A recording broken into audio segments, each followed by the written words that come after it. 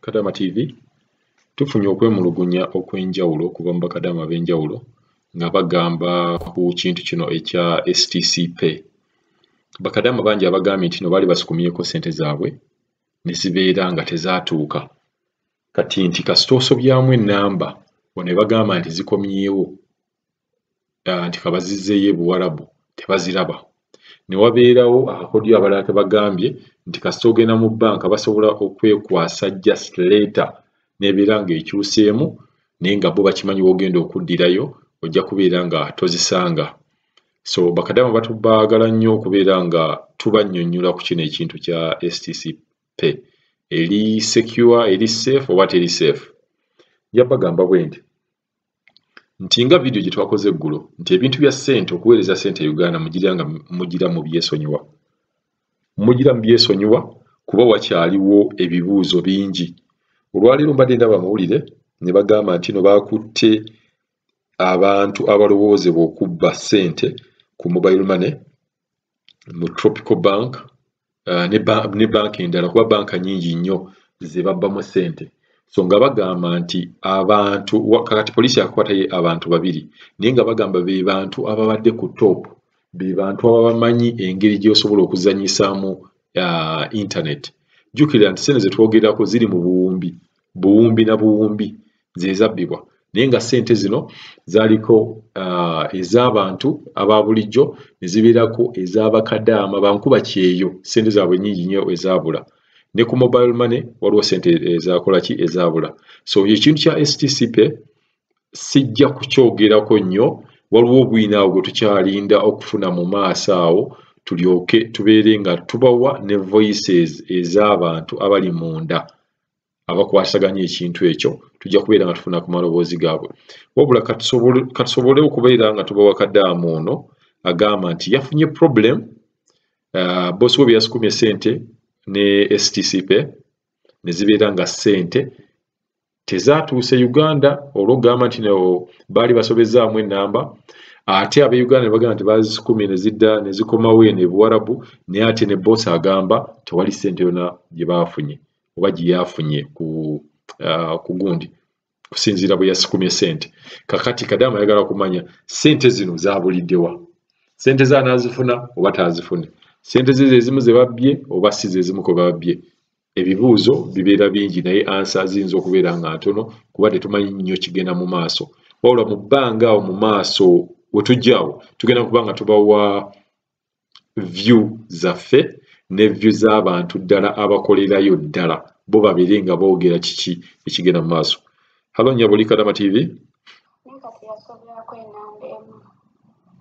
Kati bwe zadduka e Uganda mami wange nagenda oziwezitunda ne bagamba amannya si matuufu. Kati ne beebikwatamu mbu bamala ne bazikulozinga. Kati ne bazizza eno kati mbu okuzizza eno mukama wange era taziraba ku ssimu ye kuba ye omanye bya STC Pay taziraba. Kati eri bagamba e Uganda mbu ssente baazikasuka eno naye ate eno boosi wange agamba mbu ssente tazirina ye taziraba. Mutabani wa boosi wange naye alina amakeeri kubanga wano eno atera okugyawo kati amanye eby'essimu nenkola ki gwe nagamba n'abinkolerako era yali atera okunsindikira naye ku luno ndowooza yasobyamu gundi. Omukusooka nasooka nga nsindikira ku ssimu ya muganda wange nga nkozesa ID ya muganda wange naye nga kati maama bwe namugulira essimu kati ne ngamba buli kimu kankikole ne maama kati ezese ne tukyusa amaanyi ku gundi ne tuteekamu awo kati omukukyusa ye n'ateekamu enamba nga nfu. Kati simanyi kyengenda okukola eri bagamba ssente teziriiyo eno naye bagamba ssente teziriiwo ddala n'ezange baaziryanga bino bye mpulira. Naye nziza Kadama TV okunnyamba. Nja kusanyuka ng'onziseeyo kubanga ntera okugoberera nnyo naye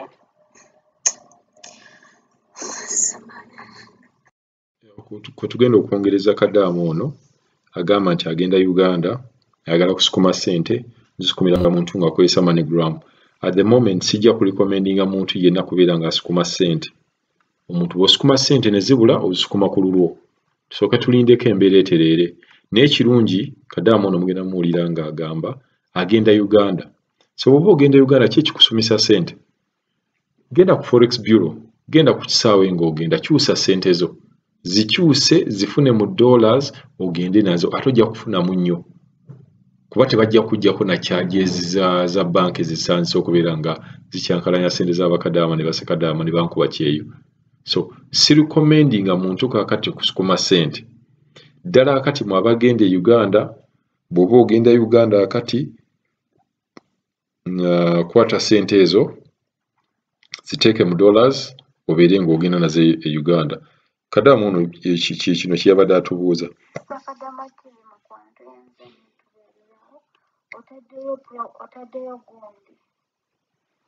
Otaddeyo information ku gundi ku social media njirabye ekwatagana ku ssente za ssente zange mu wiiki mu guno gwennyini mu wiiki mu guno ku mobile money ne ku Stanbic. Webale nnyo webalire ddala. Kati nze mbadde njagala weereza ssente zange mu wiiki mu guno gwennyini omwezi. Ate bulidde ogamba tusooke tulindeko okuweereza ssente embeera etereere.